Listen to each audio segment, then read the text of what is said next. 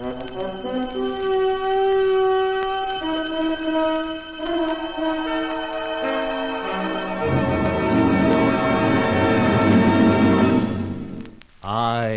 have been here.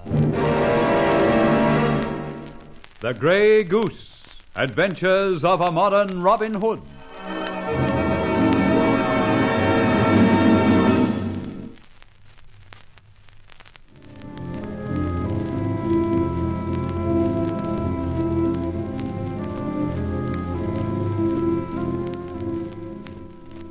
The hunt is definitely up, and thus I have to plan a way out for myself and Charlie Austin. Inspector Ford is even now doing sentry go outside my flat, and I was only able to get in and collect a few valuables through the agency of a painter friend of Charlie Austin. Disguised in overalls with a generous amount of whitewash over our faces and hands, and carrying ladders and planks, we looked the real thing, and commenced work on my flat. Then I left, ostensibly for some more paint, even exchanging a word or two with Ben Ford in the hallway.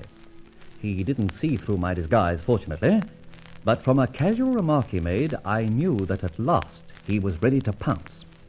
That evening I met Charlie Austin at the painter's yard, having already telephoned Barbara to meet us there. So, it's all over, Rowley. Definitely, Barbara. What are you going to do? Get out of the country as fast as I can. But how? Your passport's useless and Charlie hasn't one. And unfortunately, my dear, this is not the open season for channel swimmers. However, I've still got the little motor cruiser at Burnham. We may make the French coast in that. But everybody in Burnham knows what boat belongs to who. Of course, but there's nothing to prevent my taking her out, providing I do so before the hue and cry is up. And that means we must waste no time getting there. I'll drive you down. Ooh, no fear. The police know the number and style of my bus, and the road patrols and village cops will be warned. I'll use my car. Oh, more dangerous than ever. Should they examine cars making from the coast, you'd be associated with us. No. So far, you're in the clear, and the hole in the wall of your flat has now disappeared, so there's nothing really to connect you with the Grey Goose. So, we've got to say goodbye then. Yes, my dear. Your father's on the point of release with a free pardon. You'll want no complications. How can I say how grateful I am? By saying nothing. Oh, Rowley, how I wish... Don't say it, my dear. It's better as it is. Don't let's think of those saddest words. You know, it might have been. Shall I see you again? Wherever I end up this chase, I'll drop you a line. Mind you, it may be from Dartmoor. Don't joke about it, please. Okay, we won't. You've been a grand little partner, and we've shared some mighty close scrapes. Now, this is one you can't share. Mr. Hex, the inspector. He's just got out of his car up the street and he's coming this way. Good heavens! Oh, thank goodness we are still in our working clothes. But how are we going... Yes, I think I know how. Come on, Barbara. Now, Charlie, we're going to tidy up this yard. Barbara, you hide behind these boards, quickly. Right. Now, Charlie, start sticking the ladders over on top. Come on, busy it is. We're doing a bit of overtime.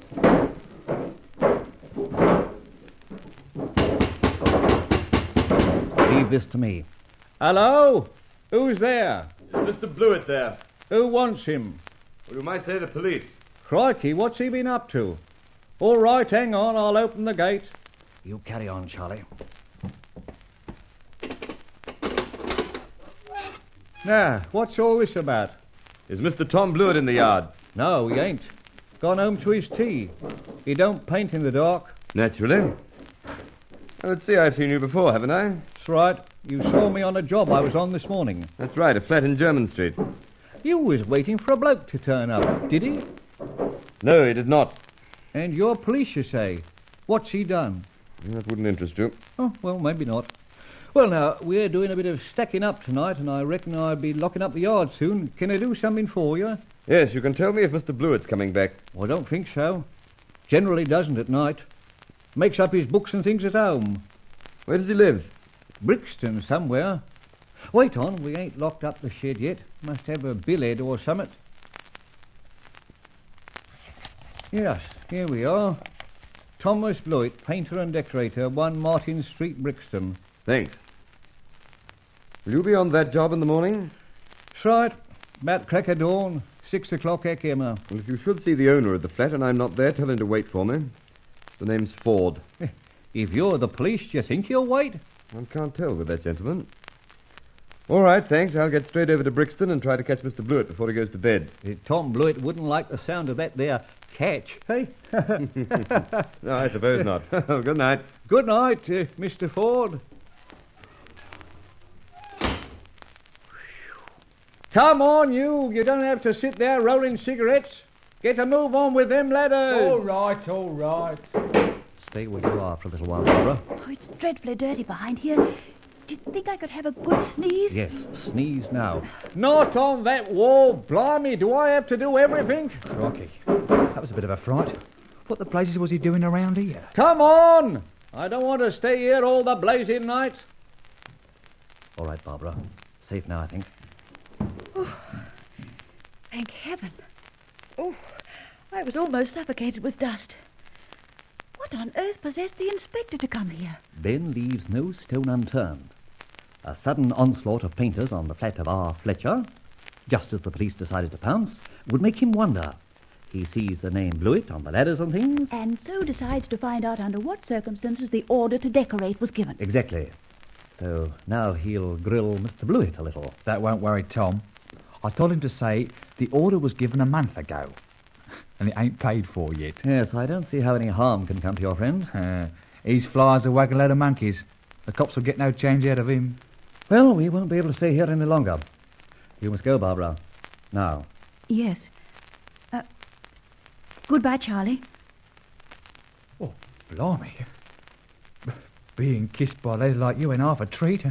I'll make that one last a long time. It will, unless you eat the lipstick off your mouth. Now, Barbara, off you go. Good night, my dear. Goodbye, Rowley. Darling. Off you go. We'll follow in 1 minute. All right.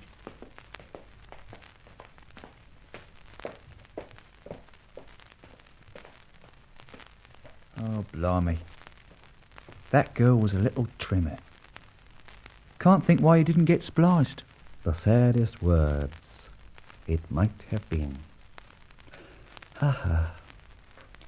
Oh, come on, Charles Austin. It's our turn. We are for the Queen's Highway. Hope our feet will bear us. Mr. X, Tom's truck's in the yard. Why don't we use it? My hat, yes. Do you think he'd mind? Not a bit. We could get out of London and well on the road, then ring him up, say 10 miles out of town, and tell him where it's parked. In that case, Charlie, start her up.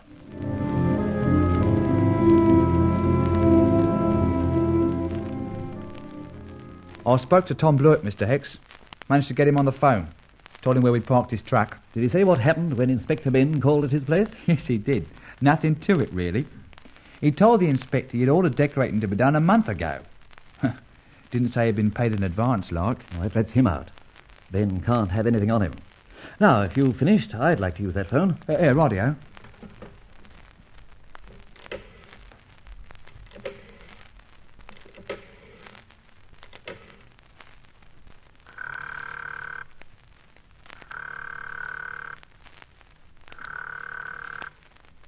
Special, Section D.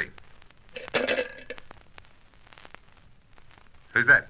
I wish to speak to Inspector Ford. Inspector? Yeah, someone on your line. Put him through. Yes? Your old but irritating friend, Inspector. Oh, I see. And who are you this morning? Roland Fletcher or the Grey Goose himself? Oh, now, look here, Ben. That remark is a bit offensive, you know.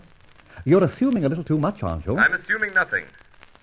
Adding up a few safes, a few feathers, plus a frequent series of burglarious entries, minus some bits of valuable jewellery, totals, to my mind, one Roland Fletcher. Your arithmetic doesn't do you credit, Ben.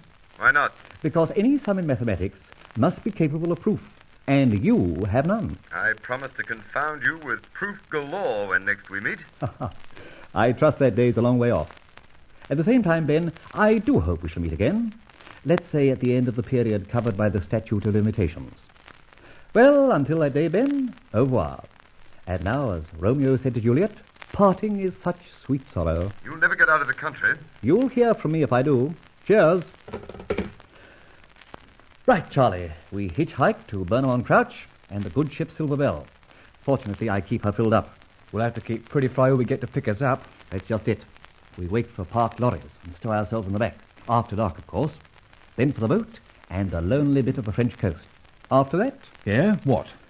bribe our way aboard a ship bound for Rio or other ports in the South Americas.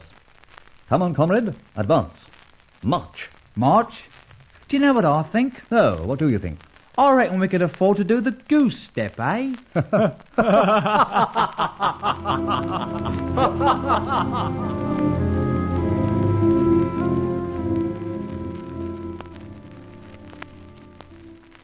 This is where I, Inspector Ford, must conclude the story of the Grey Goose. Well, as far as possible, that is.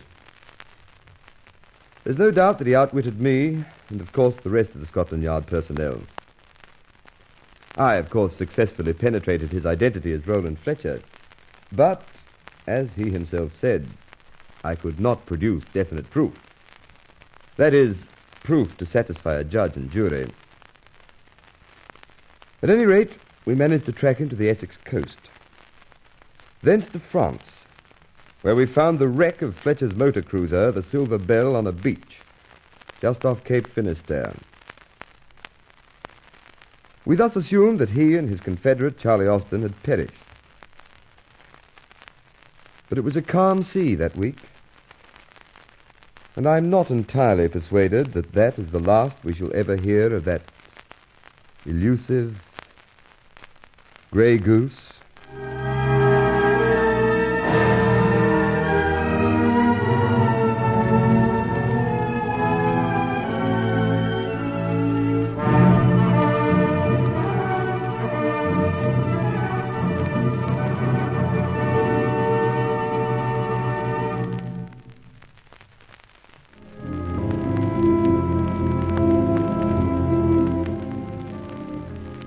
In The Grey Goose, the leading roles were played by the following artists: Roland Fletcher, the Grey Goose, James Mills; Barbara Faversham, Irene Harper; Charlie Austin, Roger Clemson; Inspector Ebenezer Ford, Reginald Goldsworthy; narrator Brian Wright.